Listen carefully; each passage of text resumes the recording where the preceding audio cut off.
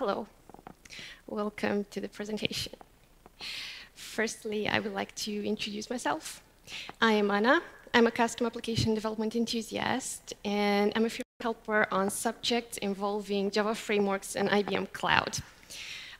Starting 1 month and 1 day exactly ago, Victorenta and I have co-founded the Bucharest Software Craftsmanship Community, and we're proud to say that we are more than 300 members today, and we are welcoming you to join us because we are going to share their practices, things that we have learned throughout our projects, and of course we want to hear from you and what you're practicing and learn from you too.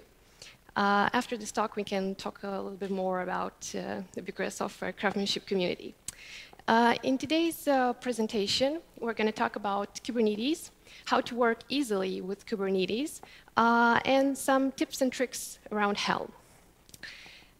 Those being said, I have a question for you. How many of you are using Kubernetes or know Kubernetes? Can you please raise your hand? Oh. OK. And are you frightened about how complex Kubernetes is? OK, you're mastering it. OK. Well, for me, in the beginning, it was frightening. Yet, to the rescue is the fact that we love Kubernetes when we're dealing with microservices. And we're loving it in the microservices context because Kubernetes is agnostic of our programming language when we're using it in that microservice. So it's not just for Java. It's also for anything else, for Node.js, or for anything that can be actually containerized and used to be deployed in those pods. We also love Kubernetes because it's easy to swap configurations. And if we are making, let's say, mistakes in our deployments, it's easy to patch those and to swap those. And also, we love Kubernetes because of the evolution and the portability.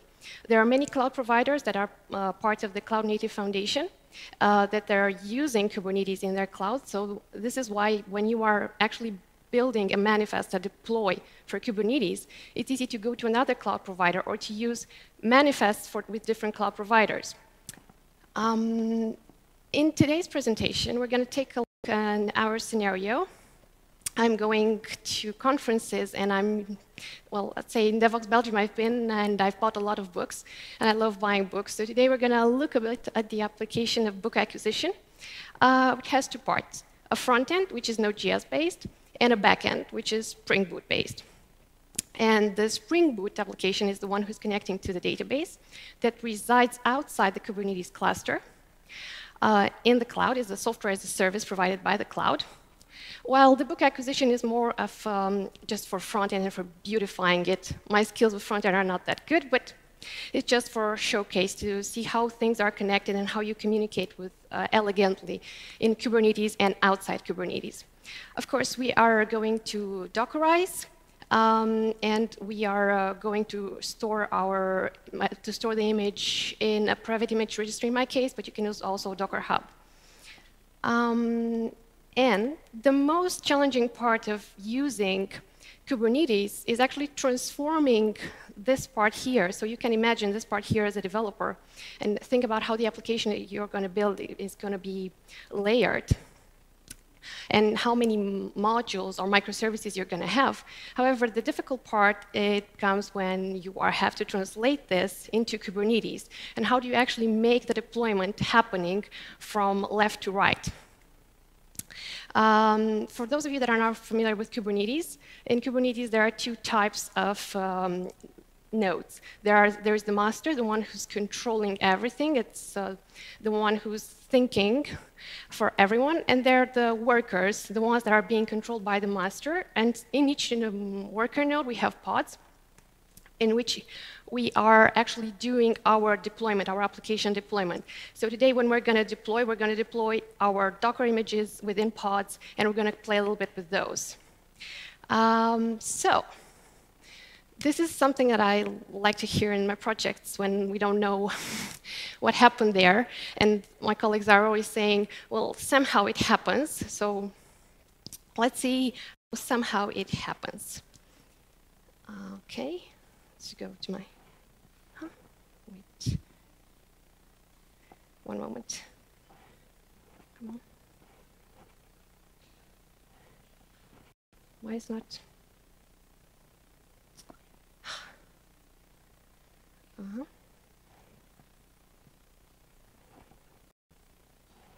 Okay.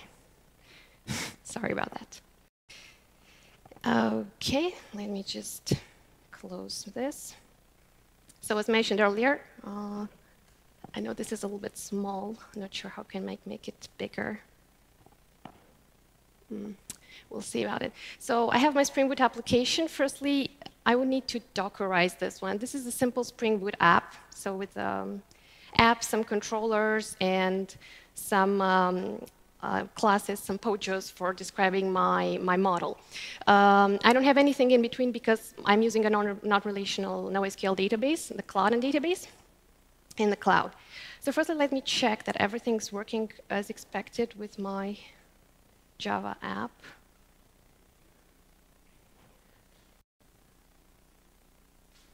Okay, let me go to the browser. Okay. Okay, so it's working. Let's Dockerize it. So for the Docker file, as a developer, I'm thinking that I need to build it with something. So I'm going to use firstly from Maven to build it like I need to do an MVN clean install or MVN clean package. So I need to instruct Docker to do the same things. To do the same things as I would do as a developer. So I'm instructing Docker to say that from Maven Docker repo to take the Maven IBM Java 8, then to copy my code, my current code, into the code file. And then I'm going to say to it to run mvn clean package -p war. The profile that I'm using is war, and this is what I would do in the normal life to construct my, my application. Then, as a result of my MVN build, because I structured my Docker file in two parts, so firstly I'm building it and then I'm running it. As a result of my MVN build, I can then use just the runtime, so just the Java 8 runtime, copying my war, and then I'm just running it. This is already stored in the cloud as an image. It takes some time to build it. Okay, so it's the tag37 image. Those being said, so I'm already having my Docker file available. The application is there. Now that I'm thinking from Kubernetes, from running the application in Kubernetes, I'm thinking of, well, I need to connect to a database. However, the database is not in my Kubernetes cluster. So somehow it needs to become available to what's inside my cluster. And as a result of that, I'm going to have a secret between my cluster and my external service. In order to do that, firstly, let me make sure that I'm getting a good cluster. So right now I'm working directly in the IBM cloud, directly with the cluster. If something's is taking a long time, maybe it's because of the internet connection. Then I want to work locally with my cluster, and I will just download its configurations, cluster config, book -cluster.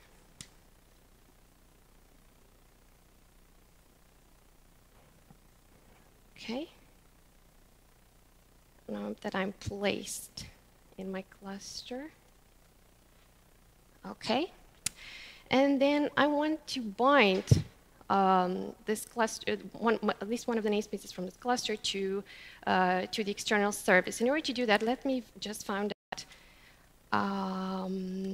what services do I have available. Service list.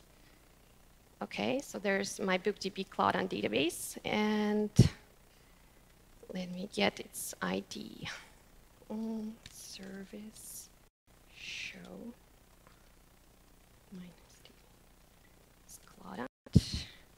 Minus GUID. Okay. Then I need to bind it to my, let's say, default namespace, IBM. And for that, I'm going to use the IBM Cloud CS service. Actually, let me just, because I forgot the syntax. Okay, IBM CS. Okay, cluster service. Yeah. IBM Cloud CS cluster service bind. Okay, so I need to use my cluster value, a namespace from that cluster, and the service. In order to find out which namespaces I have available to bind it to, I'm issuing the kubectl get namespaces. I have quite a few, but by default, Kubernetes is coming with the default, the kube public and kube system as the default namespaces. Namespaces are very useful for us, the developers, actually developers and DevOps people, to separate certain resources for a specific set of users. And let me bind it to default cloud CS cluster service bind minus cluster namespace default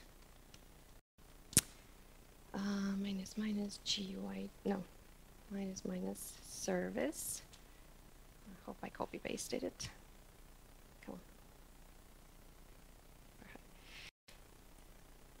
As a result of issuing this command, I am expecting for the cloud to tell me that it's going to create automatically a secret for me in the cloud.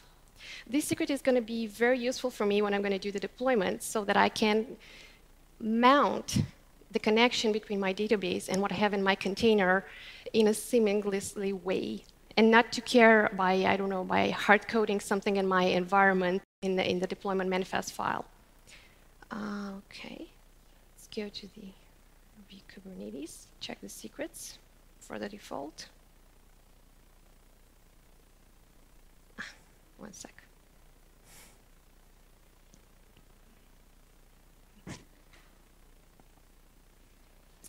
Okay, secrets.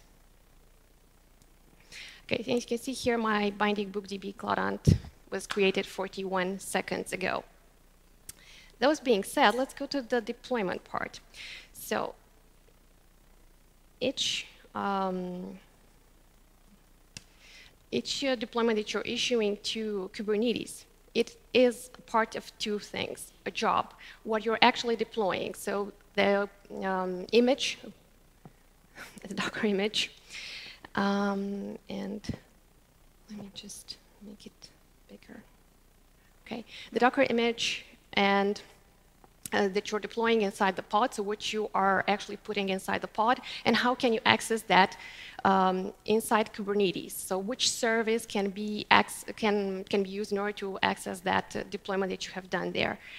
And let me just, I'm using a template for this one, but one sec.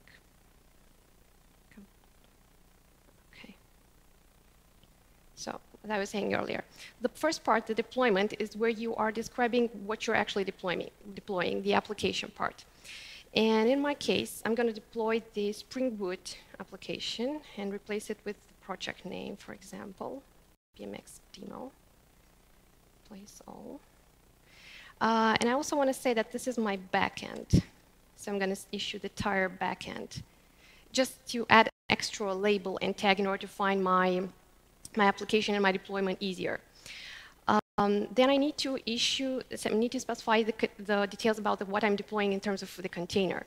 So I need to say the path to that image, which is the path from my repository. IBM Cloud. Okay.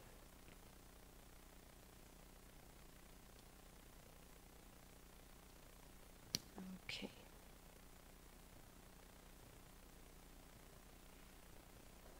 And copy paste it. Tag 37.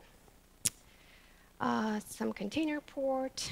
And now I need to talk about my secret. So in order to connect myself to the database, I need to mount the secret and to make the secret available to my deployed application. So attached to my container, I'm going to specify this part with the volume mounts, where I'm going to give it a fictive name, whatever I want. This is not so important. However, it has to match with the description given to the volumes part. And then I need the secret name, the one that I created earlier, the binding book, binding minus book minus db minus Clarant. Come on. I'm a little bit nervous. Let me see if I have a good memory. Binding minus book minus db minus Clarant. Hopefully it's going to be good. And then I'm looking to the other part so that now that I'm done with the container and about making the deployment aware that there's something in exterior in order to connect to. I need to specify a node port in which my application is going to be available. I'll just say this one. And that's it about my deployment. This secret here, this path here is going to be read inside my, because it's available here as a volume mount, it's going to be available inside my Split application, and I get its contents and connect automatically to the auto-wired database. And this is why it's more seamless way to connect than just to input that directly into the Java code or into the properties of my application. Let's deploy it. Firstly, let me check I'm in the right directory. Okay. I'm not. Okay. Minus BMX minus Timo. Okay, and for deploying it, I will just simply kubectl apply -f deployment YML. Unchanged. Okay. And if I want to check how is my service doing, I'm just going to issue describe services book minus BMX services book minus BMX minus demo. Okay. And let's just make an attempt. Oh. In order to see exactly in the browser my deployed application, I need to find out its IP, and I can do that by asking the worker's IP from the cluster.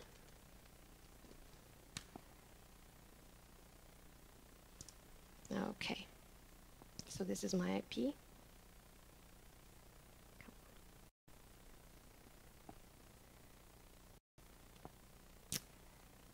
Okay, let me just check. What port was it? 31237. 31237. Okay, so it got deployed. Pretty easy, pretty straightforward. Now, this is easy if you already have a template and you're just completing a few things, so it might seem easy. However, if you need to do this for, like, let's say 10, 15, or many more microservices, you can go a little bit mad. And it's not that easy. So this is for why later on we're going to use Helm in order to ease our work. However, this part, this backend, is connected to the front end. And I want for the front end to somehow be aware about the deployment that I've done.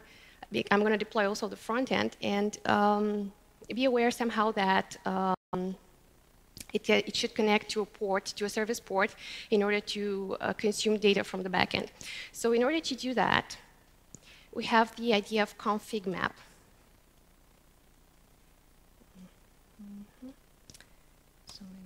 Okay, the config maps are used for storing certain configurations that are like some properties that you are using in a normal Java code. You can externalize them and you can store them in the config map part. And you can say whatever you want in the name of the config. Okay. To default, and the port is going to be the one that I'm getting from here, 31327. Okay, I'm gonna deploy also this one.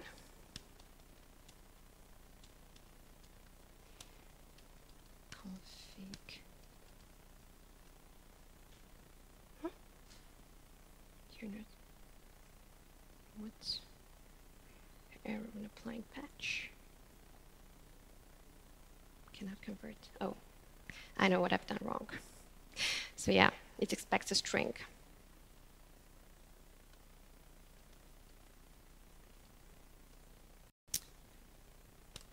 Okay.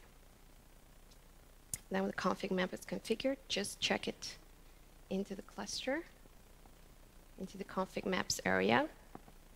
So this configuration is going to be available in the default namespace so that my front-end deployment can catch it and use it further. Okay, let's go back. Now, for the deployment part of the front-end, it's a similar file with pulling a Docker image from the registry and so on. However, one way of dealing with deployment and connecting to another deploy in Kubernetes, you can use the environment variable with the backend port, and you can put your backend port here and you can hard code it. So it works like that. However, because we have configured the config map YML, we can change this part here with backend port, and we can say value from config map keyref. It's going to be, and we're going to reference the config map that we have recently used, the one with front-end config. And then key is backend.port.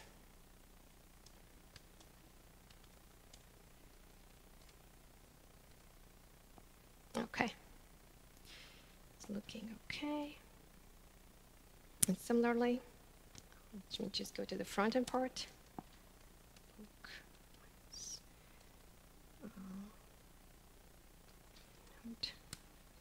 And kubectl apply -f, this new deployment. Okay. Let me just go back to. So this one is using 31223. Okay.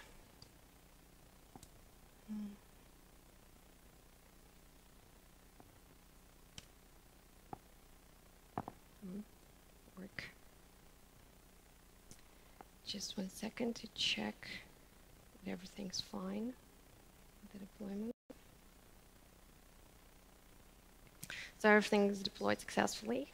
However, I think I have a slow connection with the cloud. Anyway, the idea is that the front end can access the back end using the config map that was stored in a total different part of your project, because the config map is becoming available at the level of the namespace. And you can configure that and configure even more of those in a way that you can apply it like a patch. So if you're just thinking tomorrow of changing the port, you're just changing your config map. You're not needing to deploy again your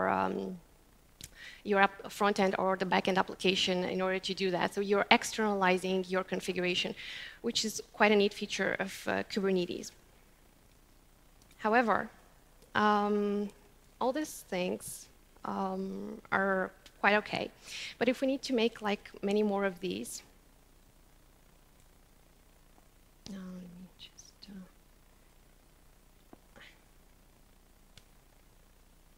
okay, it's working. Okay, so the thing is that you can always do these things manually. I mean, you are verifying your access in the cluster, you update your application code, you create deployment, you deploy using manifest, you validate your work. And then last step of this, you automate your work through scripting, because you don't want to make manually all these things. You want to apply and use shell scripts using these things that I've just showed you earlier. One thing that it comes to our mind is the fact that you want to be able to manage multiple configurations using Kubernetes. And what I showed you earlier is a manifest that's applying only to the namespace default. But we are using multiple namespaces for dev, for integration, for QA. And we have different configurations there and many different resources used there. So how do you manage all these? You create manifest files for each of those. You can get, I don't know, you can forget what you deployed where, and it's not very good, especially if you're a developer and you're used to having a good reusability of your things. This thing, you want to reuse what you have done. So how do you reuse in another namespace or in another environment? Maybe you don't have the same ports opened in all over your namespaces.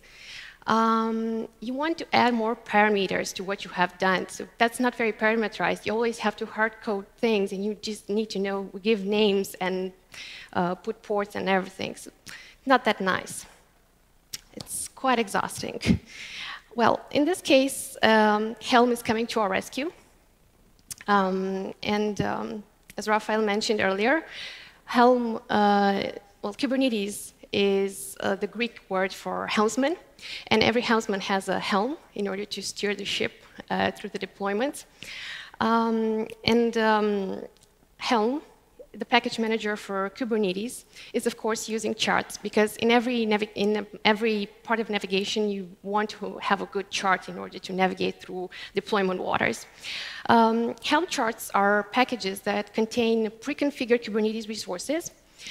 They're a bundle of Kubernetes resources, and they consist of metadata that describe the application and metadata that describe the infrastructure needed to sustain that application, everything done with standard Kubernetes primitives.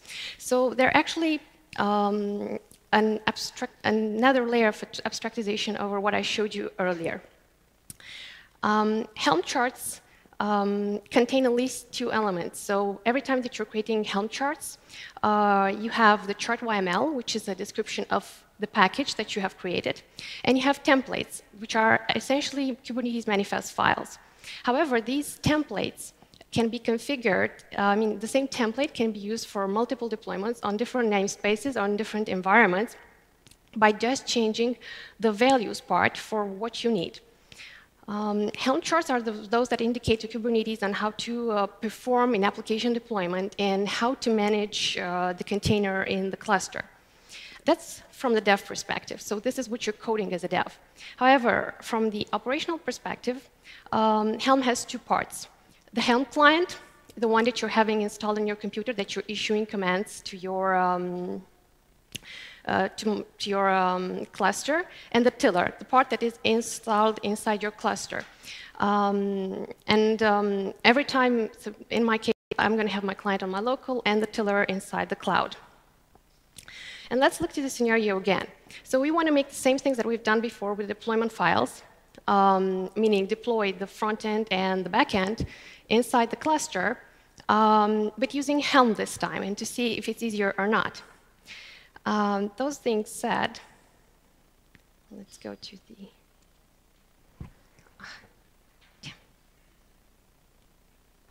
Okay, and show. Those being said, let's create a Helm chart. So firstly, when you're working with Helm for the very, very first time, you are issuing Helm init in order to initialize both the client from your local and the tiller from the cloud or from your local Kubernetes cluster. Please be aware about the fact that the client and the tiller need to have the same version. So in this case, Helm version would show to me that I am having the client on local 281 and in the cloud 281. One way to troubleshoot problems with your Helm, and also with your cluster. So if you're not positioned inside your cluster in order to issue Helm commands, when you're issuing Helm version, it will always reply to you only with the client part. It's not going to reply to you what's going on with the tiller. So it's going to say to you that the tiller is inaccessible or something like this.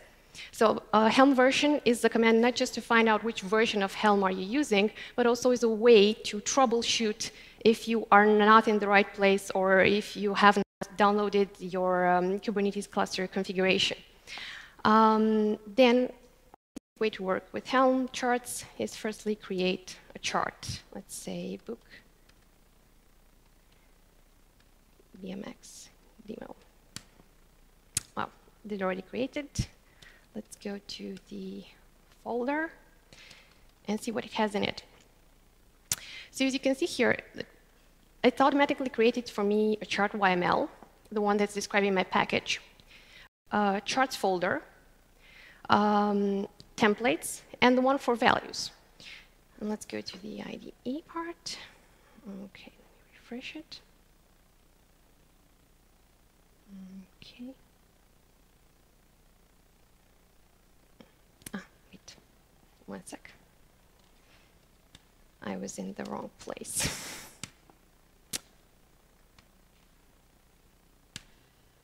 Okay, now it's better.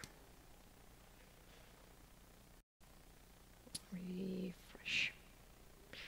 Okay. Come on.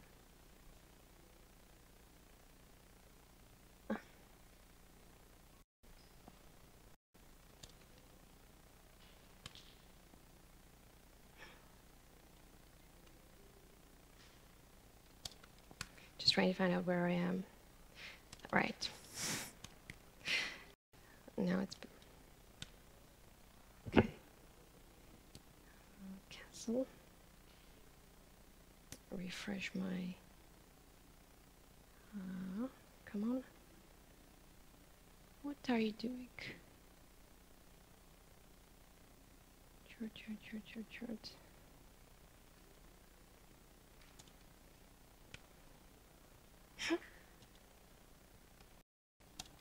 One sec. Just not module. Book minus BMX minus Timo. Great.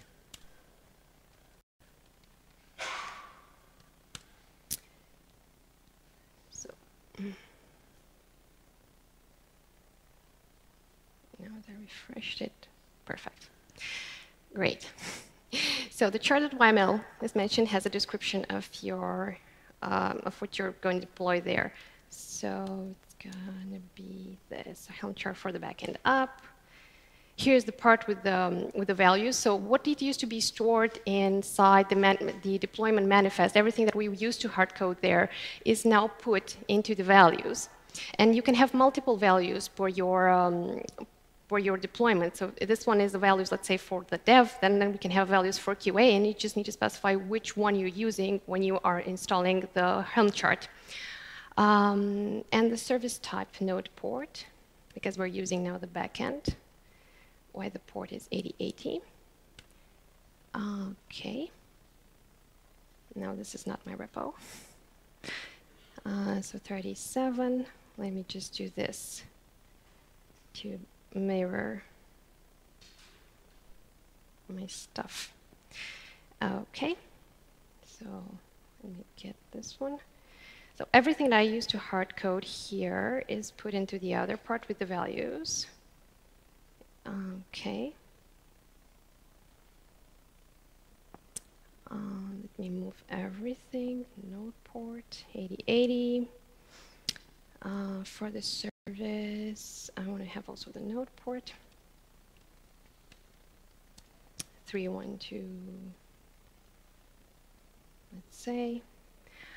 And then for the volumes.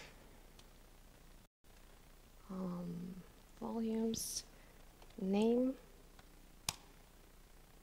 Let me just check this one. Oh, got this one. Okay, service book binding.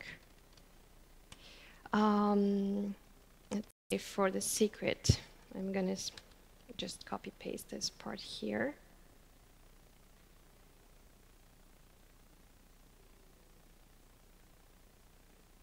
And use the default mode.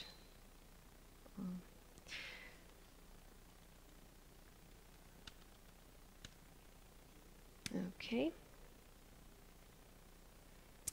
And also I need this part with the mount path.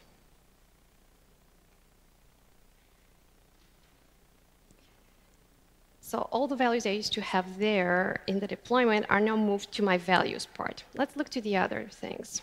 Close all. So the charts part, the charts folder is empty.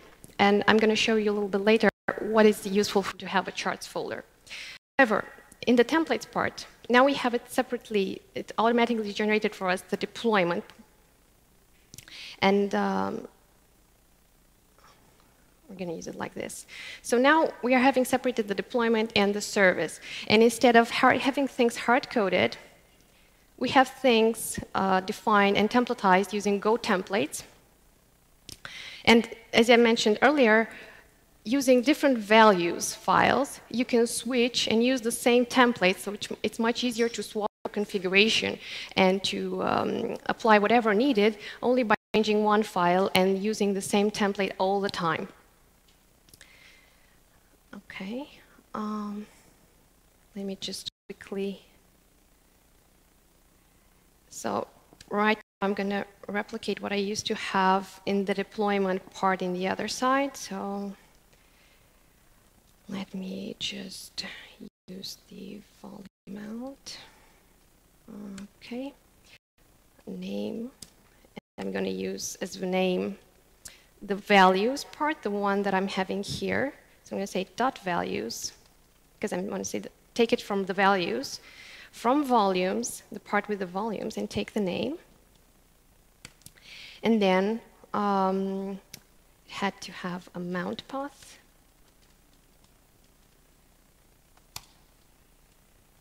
I'm just copying it. Values, point volumes, point mount path. Okay. Now this is at the container level. Okay. And then upstairs is going to have volumes. It's going to be name, the same as the one that I was given earlier. The volumes dot values dot volumes dot name, and then just specifying secret, default mode,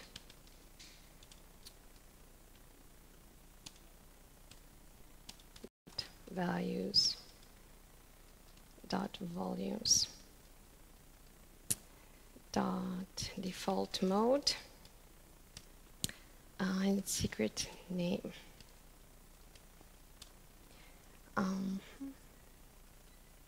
Dot values dot volumes dot secret name. This way, I'm configuring in much easier way everything that I used to hard code, and I can apply it multiple times without needing to touch this part ever again. And then in the service, I just need node port. Node port. Okay. Dot values dot service dot node port. And I think it should be enough. So those being said, is quite easy. Then I need to install my Helm charts.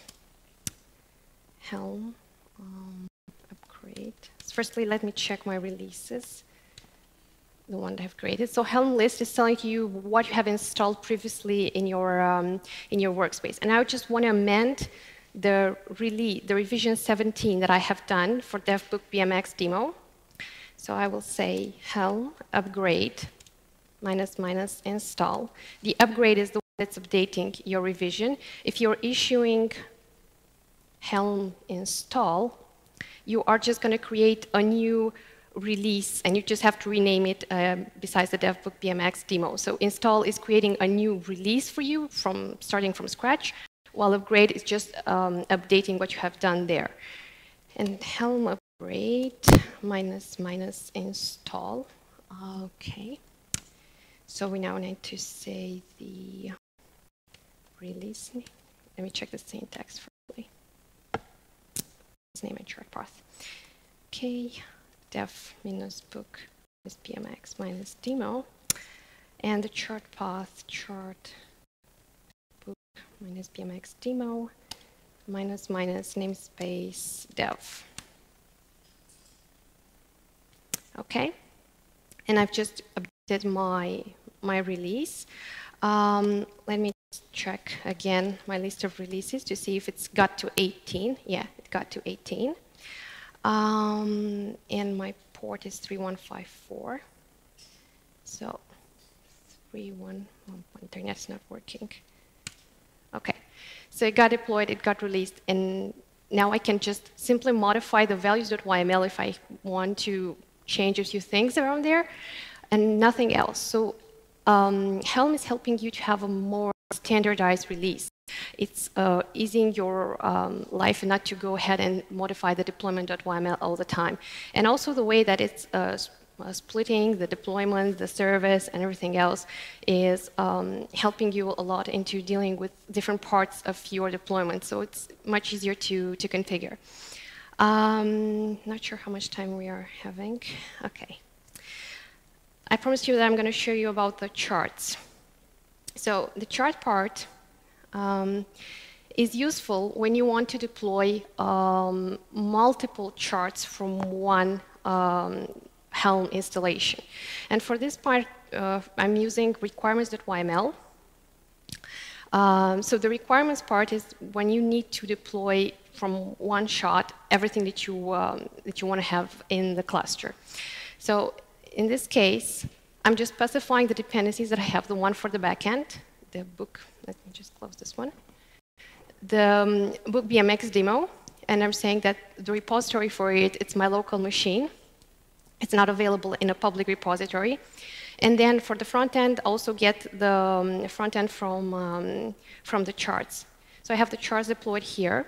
The thing is that with requirements, most of the time you are performing complex installations. And also if you're having repositories with standardized charts, for example, even the databases can be installed as a dependency using Helm.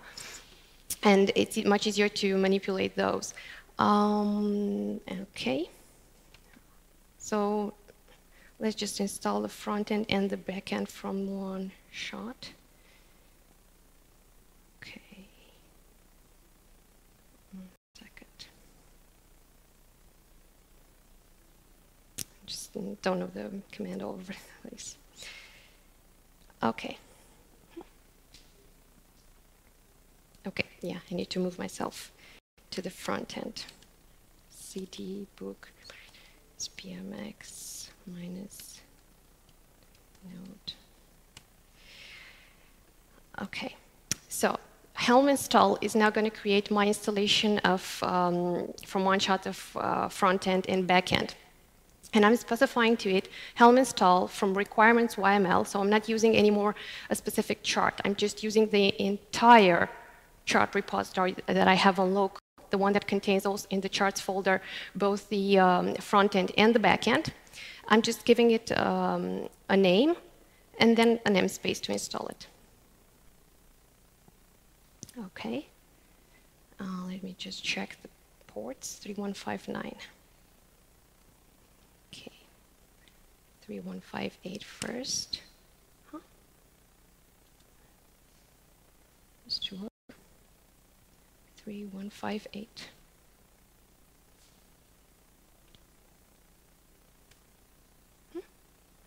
One moment.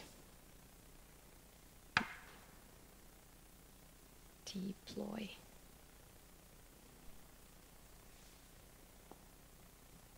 Come on, internet.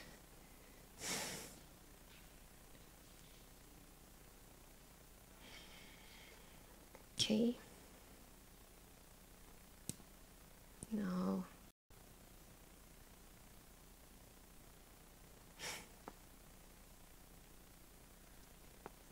Didn't you like it?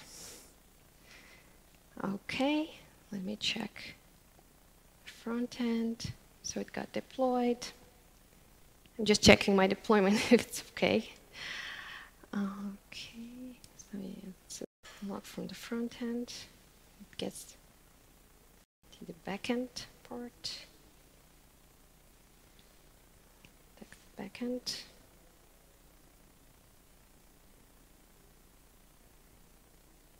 Okay. Okay, so it should work. Yeah, it works. So this is the back end from one shot, and let's see the front end. Yeah, so it works also with the front end. Perfect. So this is what you need to do if you want to install it from one shot, your back end and your front end. And also, in addition to that one, the config map.yml that I defined initially in my first deployment manually can be also used inside the Helm charts and to be added with the different, also with templates and configured like this. Helm is going to take into consideration everything that's under templates and is going to deploy it normally. You don't have to specify any other dependency in order to use it. Let me just go back to the presentation. Okay.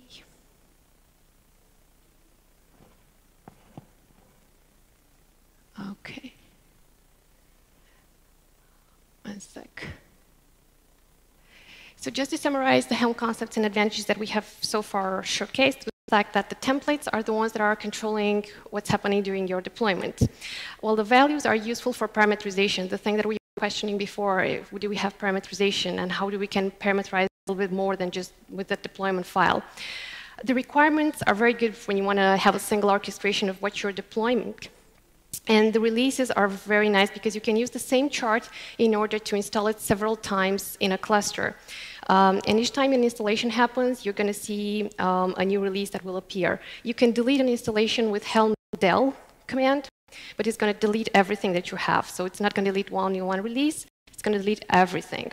And also the repository is very useful to share and reuse configurations. So all the official Helm charts are stored in official repositories from each contributor to the Helm charts. However, even your local ones can be considered as, can be shared in a repository similar to the Java code in a GitHub repository. Now, just as a summary, all the time when you need to deploy using Helm, first you need to check out that the tiller is configured with Helm in it. You can deploy by using the upgrade command, the first time as I did it, upgrade with using the release name, the chart name, and the namespace where you want to deploy it. You can deploy with dedicated values. And as you can see here, I replaced my values, which is normally generated by Helm, with values minus the namespace. It's usually typically you're matching your values with the namespace that you are deploying so that you can have a one-to-one matching with what you're deploying. And then you check with Helm status. This is something that we haven't done. However, let's do it now. Maybe it worked. Yeah. So, Helm status. Book minus PMX. No, it was dev minus book PMX minus demo. Okay. And one more neat thing about Helm is the fact that it can let you customize the notes txt that you're having with your own commands. So for example, this is something that I added for myself. So I don't have to remember all the time how to see the workers of the cluster. And you're just providing a helper within the command line just by adding your stuff in the notes txt. Okay. Let me just go back. Some extra takeaways.